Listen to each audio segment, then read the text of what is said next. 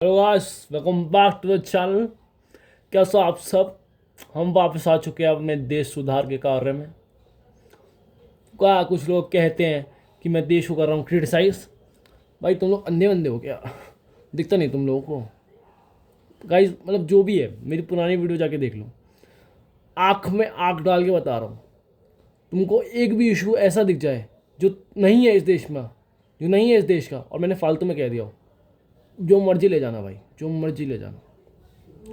ठीक है भाई, कुछ सोच समझ के बाले मतलब बाले बोते बोला बाला करो भाई। तो चलो, आज एक नई वीडियो के साथ आ चुके हैं हम वापस। ठीक है, तो इस वीडियो में हम बात करेंगे इंडिया के टॉप 4 मेजर इश्यूज़। देखो, अब टॉप 4 मेजर कैसे, जब से इंडिपेंडेंस हुई है और अब तक जिनका प्रभाव इंडिया में अभी तक सबसे ज़्यादा रहा है, इंडिया के लोगों पे, इंडिया की सिचुएशन पे। तो हम उन 4 चीज़ों के बात करेंगे। ये मेरे हिसाब से हैं, तुम लोगों के हिसाब से अलग भी हो सकते हैं। उसमें तुम लोग अपने खुद देखना, खुद कमेंट करना, खुद रैंकिंग देना। मेरे हिसाब से अगर मैं तुम्हें काउंटिंग लिस्ट दूँ तो first one would be over population, second one would be poverty, third one would be, ये हमारे साथ बाय बर्थ तो नहीं है मगर हाँ ये अभी के लिए कुछ बड़ा इशू है, वो है भाई सोशल मीडिया। ठीक है, and fourth one would be corruption. तुम एक चीज़ देखो, एक सेकेंड रुको, सॉरी फॉर इंटरप्शन, एक इंटरप्शन आ गया था। हाँ, तो चौथा पॉइंट होगा करप्शन। ठीक है, करप्शन तो देखो पता नहीं राजा महाराजा के टाइम से चल रहा है, ह्यूमन लॉ है, चला जाओ। तो आओ फिर पहला ओवर पॉपुलेशन के ऊपर बातें कर लेते हैं। ओवर पॉपुलेशन भाई मेरे को तो समझ नहीं आता कैसे ख़त्म करें। वो तो भाई ऐसी है कि सीधा जो दिख जाओ उसकी गोलियां मार के उड़ा दो। हाँ, उसमें तुम और मैं उड़ेंगे उड़ेंगे, पॉपुलेशन तो कम हो जाएगी, देश के लिए कुछ सेक्रीफाइस तो कर ही सकते हैं। मजाक कर रहा हूँ। मगर हाँ, एक मेजर लॉ या पॉलिसी जो एक देश ने इम्प्लीमेंट करी थी उसके ऊपर डिस्कस कर देते हैं। अगर आगे कोई देश ऐसा इम्प्लीमेंट करता है जो कि बढ़िया हो, उसके ऊपर फिर डिस्कस कर लेंगे। तो ये वाली पॉलिसी है, वर्ल्ड फेमस है, वन चाइल्ड पॉलिसी, क्योंकि हमारे पड़ोसी मुल्क चाइना ने इम्प्लीमेंट करी थी। चाइना जी ने क्या सोचा कि इससे हमारी पॉपुलेशन हो जाएगी कम। ठीक है, सही बात है, ऐसे तो देखने देखने में बाहर से तो लगता है कम हो जाएगी, पर ये मगर इसके कॉन्सिक्वेंस क्या आते हैं वो तो मैं बता देता हूँ। देखो, दो माँ बाप ने मिलके किया एक बच्चा, ठीक है, फिर दो माँ बाप ने मिलके अलग वाले उन्होंने किया एक बच्चा, तो ऐसे ऐसे चलता रहा। अब जो यूथ है, जो बच्चे हैं, उनकी पॉपुलेशन है कम और माँ बाप की है ज़्यादा। क्यों? माँ बाप हैं दो और बच्चा है एक, तो वर्क फोर्स हो गई कम, माँ बाप हो जाएंगे बूढ़े, तो बूढ़े लोग संभालने वाले हो गए ज़्यादा। ठीक है, और वर्क फोर्स है कम। और उसी समय इंडिया में क्या था कि माँ बाप हैं दो और बच्चे हैं 10, तो वर्क फोर्स है ज़्यादा, बूढ़े लोग हैं कम, इसलिए इंडिया को कहते हैं यूथ पॉपुलेशन। ठीक है, इसी वजह से उन्होंने ये तो सोचा ही नहीं, इतना दूर का उन्होंने सोचा ही नहीं। ठीक है, ना सोचना तो हमारा क्या है। पर फिर भी भाई इस वजह से उनकी पॉपुलेशन इतनी कम नहीं हुई है। इंडिया ने, हमने भाई साहब उन्हें जस्ट ये भी क्रॉस किया है, जस्ट। ठीक है, अभी तक हम भी उनके पीछे थे, पता नहीं हम तो कहाँ जाके मानेंगे।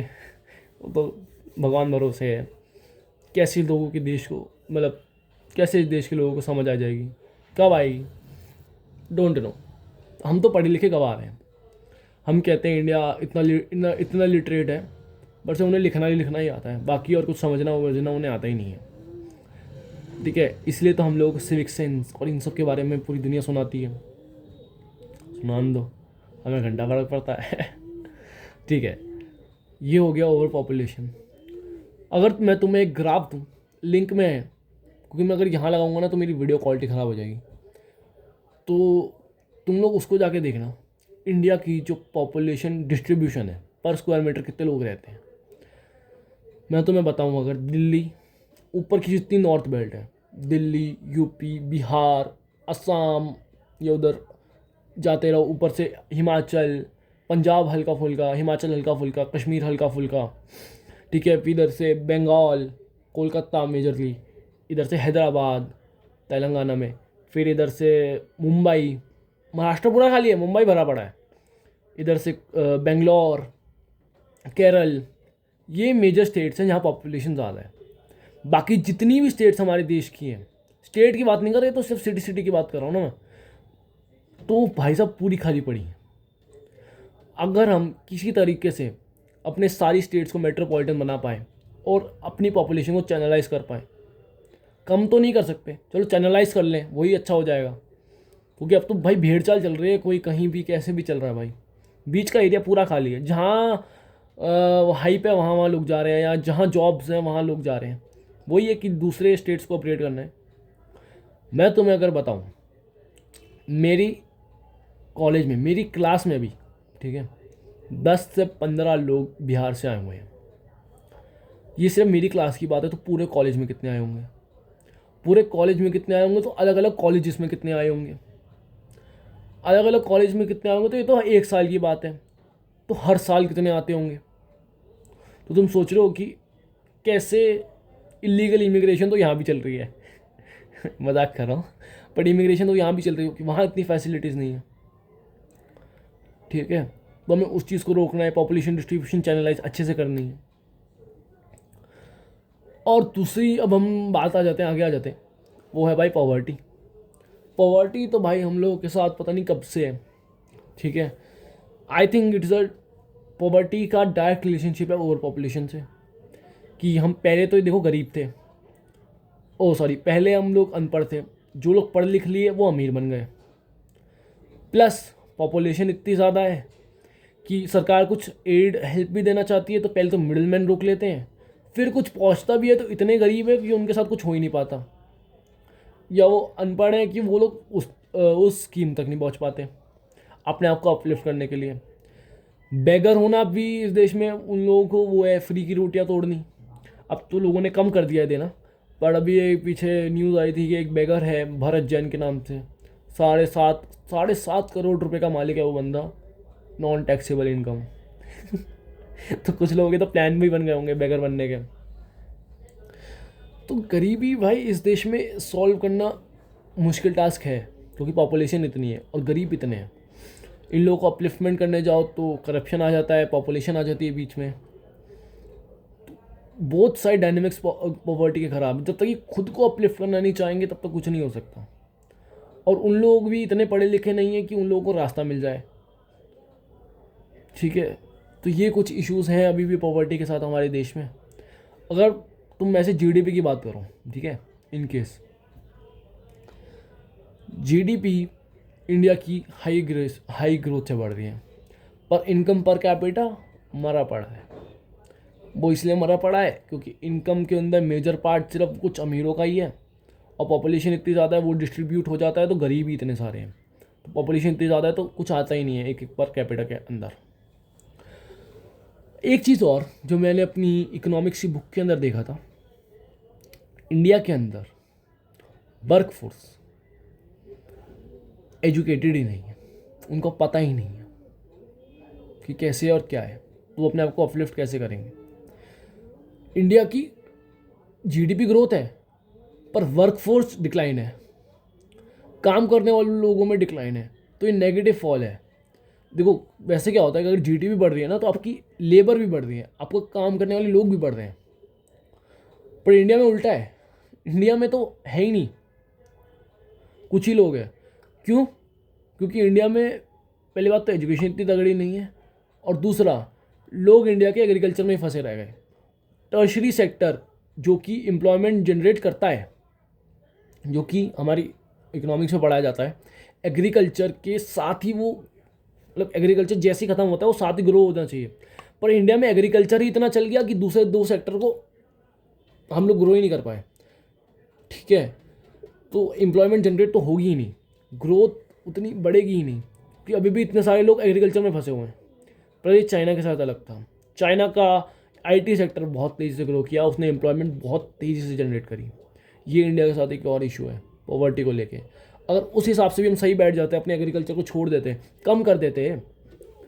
आज चाइना में चावल नहीं उगता, एग्रीकल्चर में लोग कम है।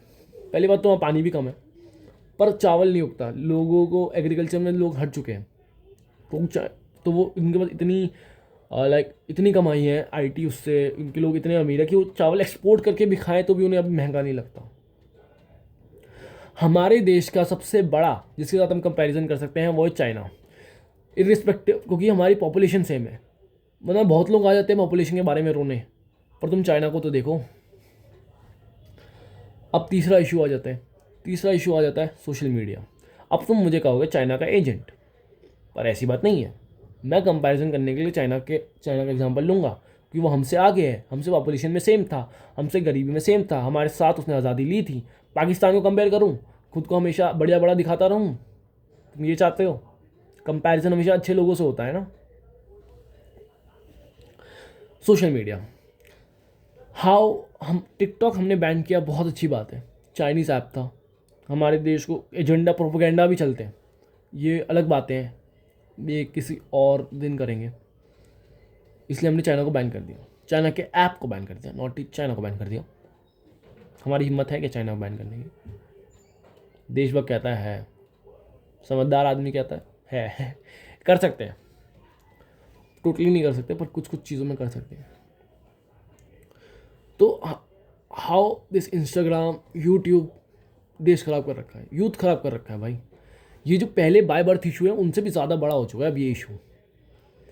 मतलब हर कोई बंदा यूट्यूब पे रील्स बना रहा है, वीडियोस यूट्यूब पे, जैसे मैं बना रहा हूँ, मैं भी नया हूँ, मगर हाँ मैं खुद को इतना डिज़ोल्व नहीं कर रहा हूँ। मैं सिर्फ 1 घंटा आता हूँ यूट्यूब पे और चले जाता हूँ।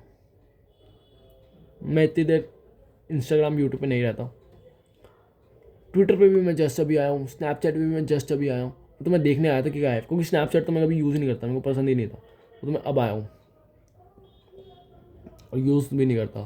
स्नैपस्ट्रिक तो मुझे बनाना पता ही नहीं था, वो तो उसने बताया कि ऐसे बनानी पड़ते, मैं फिर भी नहीं बनाता भाई। जब तो कुछ इंटरेस्टिंग नहीं है तो क्या डालो यार स्नैपचैट पे।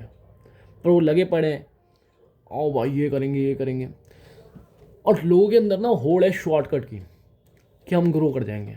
तुम खुद सोचो, गेमिंग ना इस समय इंडिया में डी एंड पे है। आई डोंट थिंक किसी गेमर के अच्छे व्यूज़ आ रहे हैं।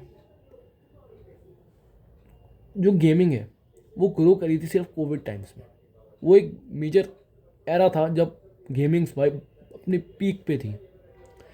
उसके बाद व्लॉगिंग शुरू हुई विद फ्लाइंग बीस्ट। व्लॉगिंग चलो पहले भी थी, कोविड से पहले भी थी, बट सौरभ जोशी ने उसको नया एंगल दिया। सौरभ जोशी का तुम्हें एक रेफरेंस बता देता हूँ मैं, तुम लोग कभी सौरभ जोशी का जाके देख लेना ना, तुमको हमेशा उसके टाइटल में कुछ सरप्राइज़ मिलेगा। वैसे यूट्यूबर्स में जो गए हैं, आज गोवा गए हैं, अब जैसे कुछ भी कर रहे हैं तो कुछ ऐसे सरप्राइज़ नहीं मिलेगा। आज भी वही है, कल भी वही है कि रिकमेंडेड। पर सौरभ जोशी ने हमेशा कुछ अलग किया है। आज वो अपने घर में था, कल वो हाईवे पे साइकिल चलाता हुआ मिलेगा। आज उसने साइकिल ली, सिर्फ डिस्कस कर रहा था, कल वो साइकिल ले भी आया। तो उसने, और उसकी टाइमिंग कितनी बढ़िया थी, तुम वो सोचो कि सुबह 8 बजे उसका ब्लॉग आता था, सुबह 8 बजे, है ना। और मैं चलाता था अपनी ऑनलाइन क्लास, तो ऑनलाइन क्लास में सुबह सुबह मेरे पास कोई नया कंटेंट नहीं होता था देखने के लिए, और इसका ब्लॉग आ जाता था तो वो हर यूट्यूब के चैनल पेज पे आ जाता था, चाहे मैं उसको सब्सक्राइब कर रखा है कि नहीं कर रखा। तो मेरे को मजबूरी में भी इसकी वीडियो देखनी पड़ती थी, और व्लॉग्स तो हमेशा लत लगी जाती है। और मैंने तुम्हें बताया जो सरप्राइज एलिमेंट ही डालता था। कल किसी को कोविड नहीं था तो आज कोविड हो गया, कल इसके पास पैसे नहीं थे तो आज ये एकदम, ये हर चीज़ छुपा के रखता है, एकदम वीडियो में दिखा देता है। That's the thing. तो हर कोई अब इसको कॉपी कर रहा है, अपना खुद नहीं बना रहा है। अगर किसी को ग्रो भी करना है तो अच्छी बात है, ग्रो करो, पर जो कंज्यूमर है ना, उसकी कंजम्पशन बहुत ज़्यादा हो गई है। Fourth one would be corruption. Corruption का तो क्या करे भाई, लोगों को पकड़ पकड़ के माँ की कसमें दे दो और क्या कर सकते हो, मतलब ये तो ह्यूमन लॉ है। अब तुम खुद सोचो, तुम्हारे रिश्तेदारी में कोई पुलिस वाला है, कोई लॉयर है, कोई वकील है, कोई जज है, तो तुम क्या करोगे? तो तुम उसकी हेल्प लोगे कि नहीं लोगे? ऑब्वियसली लोगे। तो इसको रोक नहीं सकते, ये ह्यूमन टेंडेंसी है। जिससे कॉन्टैक्ट है वो उसकी हेल्प करेगा, जितना उससे होता है वो करेगा। तो उसमें अगर बायसनेस बनती है तो बनेगी, इसमें आप कुछ नहीं कर सकते। और इसको टोटली नेग्लेक्ट करने का तो कोई रीज़न ही नहीं है, कर ही नहीं सकते कि वही है, कसमें दिला दो दिला दो। तो आज की वीडियो में इतना ही। आई होप आपको ये वीडियो पसंद आई होगी।